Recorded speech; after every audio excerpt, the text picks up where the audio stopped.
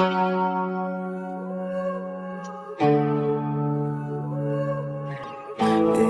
บายดีทุกคนวันนี้เราก็อยู่ในซองที่เจจอนวันนี้เราก็จะมาพาทุกคน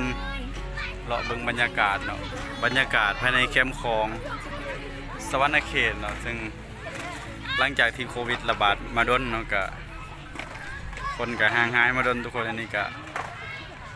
คนเริ่มมาหลายแล้ว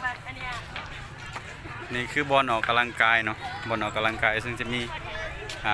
หลายแบบให้ลินเนาะเดนสิไทยบรรยากาศให้เบิ่งเนาะอากาศโคตรดีเลยทุกคนนี่ก็คือแคมป์คลองเนาะเพราะนั้นเป็นฟังไทย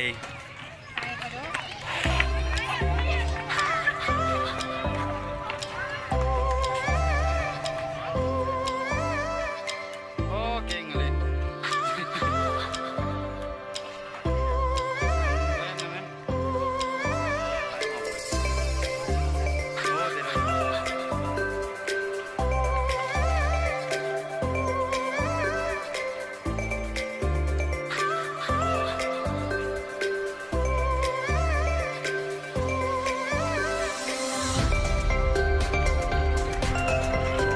เด็กหน่อยขี่โอ้เก่งเลยนี่คือมันมาได้ไหมเจนี่ฮะ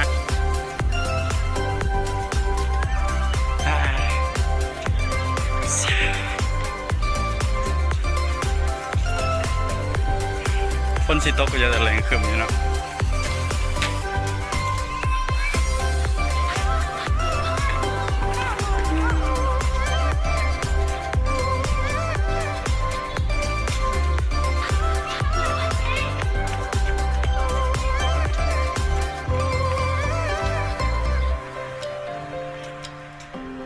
มึงมาส่งแล้วกูสั่ง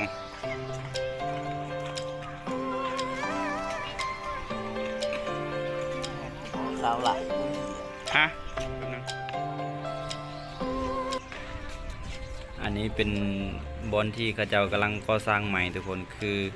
เขาเจ้ากำลังต่อออกไปใหม่เนาะเขาเห็ดกันเจือนออกมาใหม่เท่านี้ซึ่งจะเห็ดให้มันงามแล้วก็ยาวขึ้นไปถึงทุกคนไปหาทางหงหมอวะเนาะมาจากได้พุ่น5พี่กับเป็นกิโลแล้วเนาะประมาณ1 ลักหลังจากนั้นเพิ่งก็จะได้ขยายออกไปอีกประมาณ2 ลักเนาะ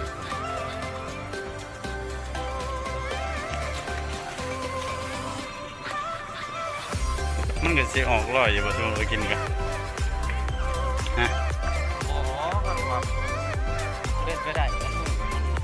แรกเชิญไปโลก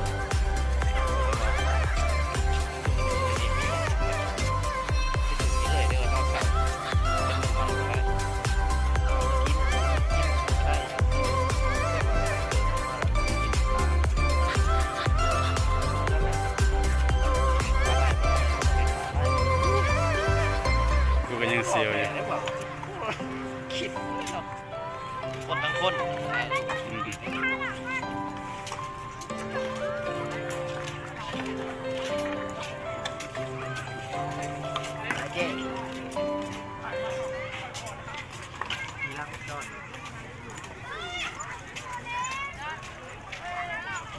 ฮะไปใส่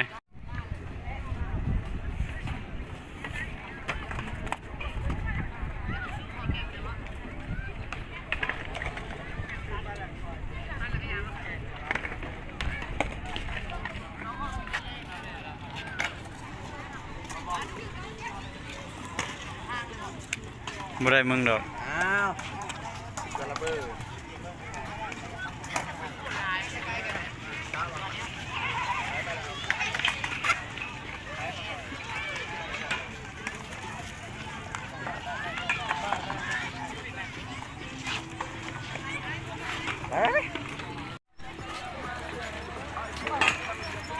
โอ้ดูอันนี้ทั้งขาดนั่นหน่อยไปจะเบิ่งเขาเห็นก่อนโอ้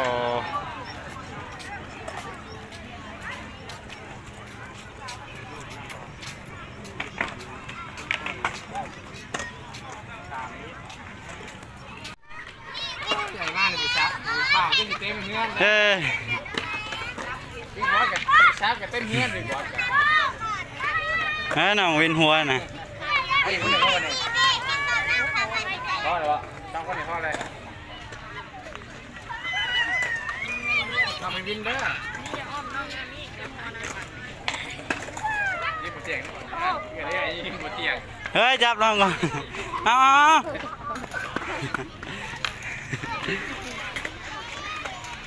ก็ไข่ตัวอย่างนี้แล้วยิง